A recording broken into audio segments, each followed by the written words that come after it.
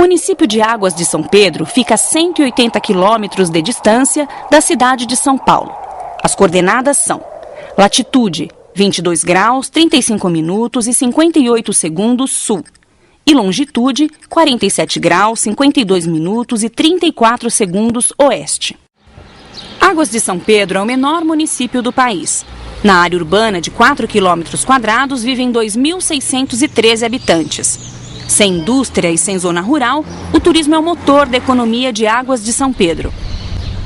Uma cidade como essa, que nós estamos aqui, isso é possível de ser visto com um pouco mais de clareza, porque talvez as relações sejam um pouco menos complexas do que em sociedades muito grandes, né? O que esperamos ver com mais clareza aqui em Águas de São Pedro, aproveitando a pequeneza da cidade, é a concepção de sociedade que aparece na obra de Durkheim. Aqui funciona como um laboratório de observação das relações sociais. Já já voltaremos à simpática Águas de São Pedro. Antes, receberemos em nosso encontro presencial um dos mais importantes sociólogos brasileiros, Gabriel Kohn, da Universidade de São Paulo. Você já conhece Gabriel Kohn do programa sobre Karl Marx. Veja o que ele respondeu quando perguntamos qual é a importância de Durkheim para a sociologia. Ele se considerava o homem da sociologia, né?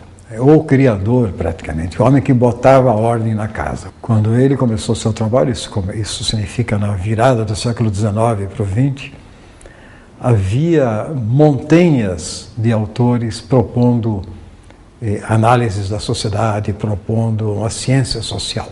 É o homem que atribuía a si a capacidade de dizer sociologia é isso.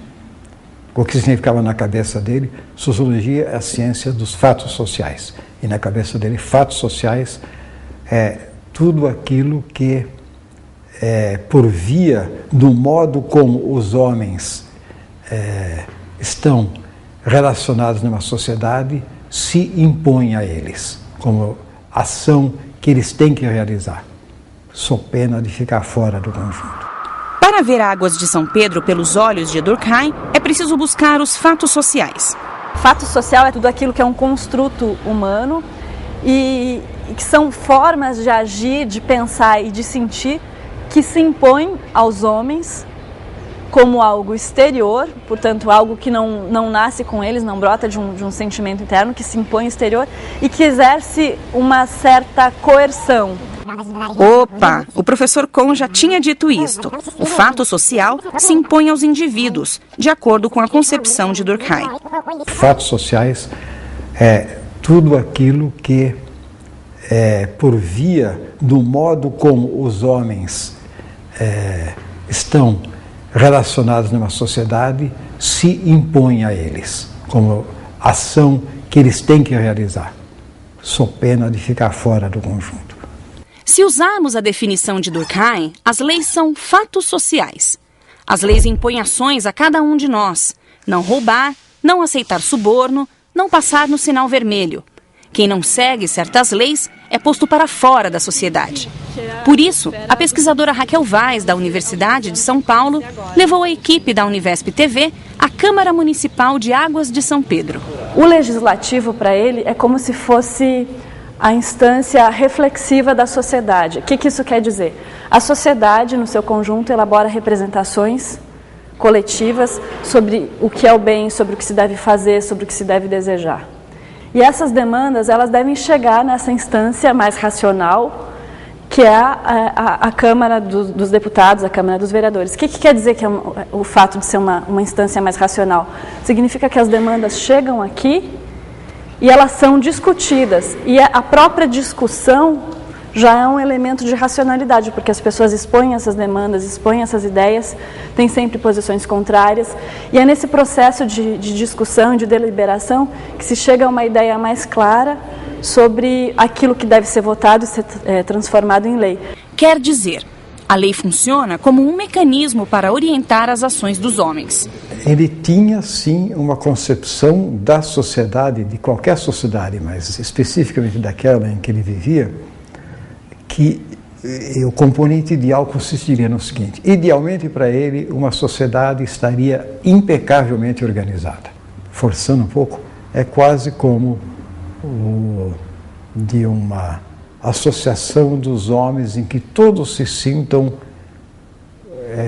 bem, ao mesmo tempo que obedecem às exigências do conjunto. Então, nessa perspectiva durkheimiana, a escola é importante, porque é lá que as crianças aprendem a obedecer. Por isso, depois da visita à Câmara Municipal, Raquel Vaz levou a equipe da Univesp TV à Escola Municipal de Educação Infantil de Águas de São Pedro. Olha, nós vamos falar, como todo dia a gente fala, das regrinhas. Quais são as palavrinhas que a gente usa? Por favor. E quando você machuca o amigo, o que você fala? Para ele, o sistema educacional tem papel central, porque é o lugar, por excelência, em que os jovens são apresentados às orientações que a sociedade espera deles. A visão dele da educação é a da formação de cidadãos integrados na sua sociedade, digamos assim, disciplinados, o que não significa necessariamente submissos.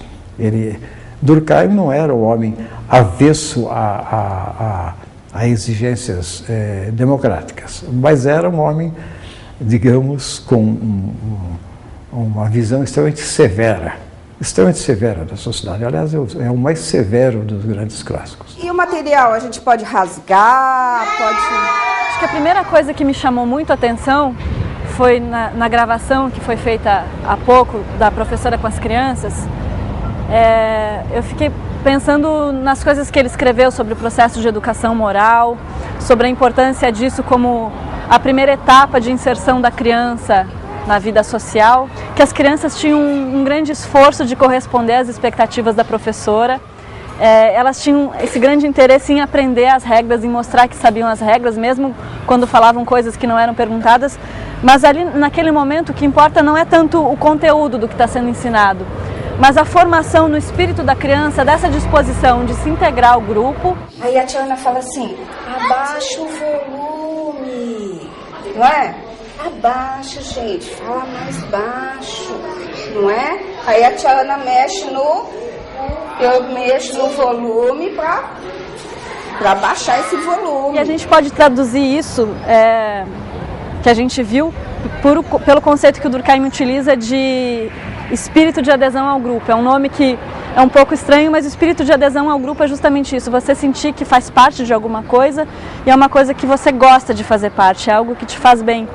Porque ele considera o homem como um ser social e por isso ele realiza a sua natureza na vida coletiva.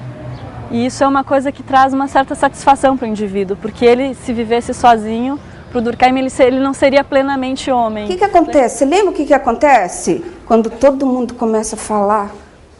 Você não entende nada. Isso mesmo, a tia Ana não entende nada. Esse é o princípio dessa vida em sociedade, que significa o quê? Você aprender a respeitar as regras que existem na sociedade, você aprender a amar o grupo do qual você faz parte e você também começar a aprender a se colocar nesse mundo. Esse já seria o começo daquilo que o Durkheim chama de espírito de disciplina, você começar a refletir sobre essas regras que existem. Quando a professora, por exemplo, perguntava qual é a regra e por que a gente tem essa regra, tudo isso faz parte desse exercício, desse espírito de autonomia que é aprendido desde muito cedo pelas crianças e que faz parte dessa exigência desse mundo moderno, que é de crianças que não apenas sabem obedecer, mas que também sabem o porquê das regras, também sabem questionar, sabem por que seguem aquelas regras. As formas de convivência na sociedade, por serem sociais, portanto também culturais, elas não são naturais. E a tendência espontânea e cotidiana das pessoas é tomar como se fossem naturais. E o processo educativo tem que fazer frente a isso. Você não pode pensar o teu mundo social, como sendo uma coisa que é dada com a mesma naturalidade de uma árvore, né?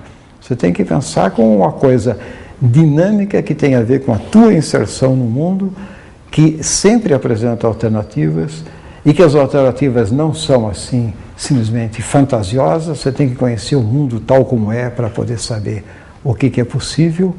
Você tem que dissolver o caráter assim de suposta naturalidade das relações entre os homens para poder se localizar e poder contribuir na formação de novos integrantes da sociedade. Ah, então Durkheim via a escola como transmissora das orientações da sociedade, responsável pela formação do ser social. Portanto, para ele, a educação também é um fato social. O ser social, ele está encarnado nisso que o Durkheim chama de representações coletivas, que são todas as ideias e sentimentos que nós compartilhamos e que estão encarnados, em primeiro lugar, e sobretudo nos códigos jurídicos, nos romances, na poesia, nos ditos populares, na nossa maneira de vestir. Tudo isso diz respeito a esse ser coletivo. E esse ser coletivo, ele de certa maneira está encarnado em cada consciência particular e está em interação constante com o ser individual, mas ele está acima dos indivíduos, tanto nos indivíduos dessa geração, e parte da sobrevivência desse ser coletivo diz respeito ao fato de que ele é transmitido de uma geração a outra através da educação. Émile Durkheim viveu na França de 1858 a 1917. Ele assistiu à Segunda Revolução Industrial e à consolidação do capitalismo na Europa. Foi essa sociedade que Durkheim pensou. A questão que a obra dele procurou responder é: que laços se formam entre os homens e que constitui a sociedade? Eu quero saber o que produz laços.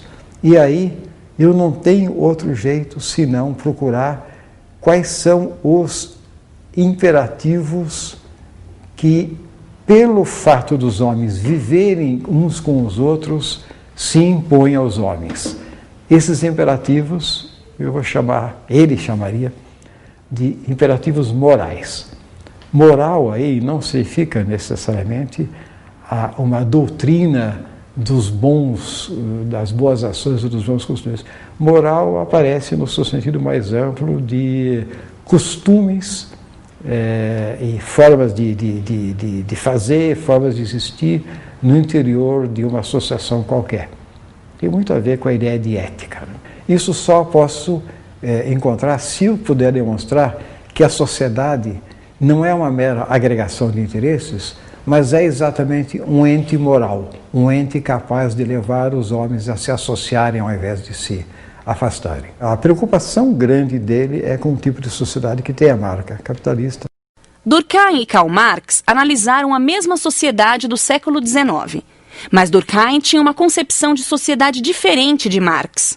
No entender dele, e isso diz muito a respeito do modo como Durkheim vê a sociedade, no entender dele, Marx comete um erro que nem era só ele a cometer, mas ele comete de maneira muito forte, que é o seguinte: achar que você pode encontrar na economia a explicação para o modo como a sociedade se organiza. E ele dizia, isso é impossível, porque a economia não tem capacidade organizadora. Veja o caso do mercado. O mercado não é uma forma de organizar a sociedade, pelo contrário, o mercado é dissolvente de relações sociais, ele não é aglutinador. O que eu tenho é que procurar alguma outra fonte de aglutinação, para usar o termo que ele usava, solidariedade dos homens na sociedade. Solidariedade aí significa laços entre eles, não significa necessariamente laços bondosos, digamos, laços entre os homens. A gente tem uma equipe com 44 funcionários que vão desde a limpeza, cozinha, monitores, professores especialistas, professor coordenador, secretário e atendente. É como se fosse a pecinha de uma máquina para ela engrenar, né? Então, quando falta uma pecinha, o negócio ele pode funcionar, mas vai ser mais difícil, entendeu? O ideal é que eu tenha 100% dos funcionários dentro da escola, senão um tem que cumprir a função do outro, aí nenhuma coisa nem outra acaba sendo bem feita. Se não tivesse faxineiro, a escola seria imunda. Se não tivesse o merendeiro, a gente não podia lanchar. E se não tivesse professor na sala de aula, a gente não iria aprender. Esse exemplo cotidiano de solidariedade entre os indivíduos é assunto do livro Da Divisão do Trabalho Social, escrito por Durkheim em 1893. Nesse livro, ele define os termos solidariedade e anomia. Anomia é um termo fundamental nele, exatamente. Literalmente significa ausência de normas, mas não é bem que não haja norma. O que há na perspectiva do Durkheim é que em certos momentos, em sociedades altamente complexas como essa que nós vivemos, o sujeito está exposto a um conjunto pouco articulado de normas e muitas vezes conflitantes. Então ele não sabe para que lado vai, ele não sabe muito bem para que lado seguir. E ele encontraria isso em alta escala na sociedade. E diria, pequenos grupos de convivência dos jovens estabelecem certas normas que colidem com normas da escola, que por sua vez colidem com normas do emprego e por aí vai. Por onde vai se orientar? O jovem, especialmente. Aliás, ele provavelmente viria como o segmento mais penalizado das sociedades contemporâneas, os jovens. Durkheim é um homem preocupado com as instituições mais do que com os indivíduos. Nesse sentido, ele está no extremo oposto ao seu grande contemporâneo Max Weber, né? É o extremo oposto. Quer dizer, enquanto Durkheim olha, mas quais são as formas de organização que se impõem aos homens, os integram e lhe dão referência para agir, o Weber diria, não, eu quero saber quais são as orientações que os homens, os indivíduos, imprimem à sua ação e como é que na relação entre eles vão aos poucos criando a rede na qual continuarão a interagir. Mas isso é uma outra história que fica para um próximo encontro.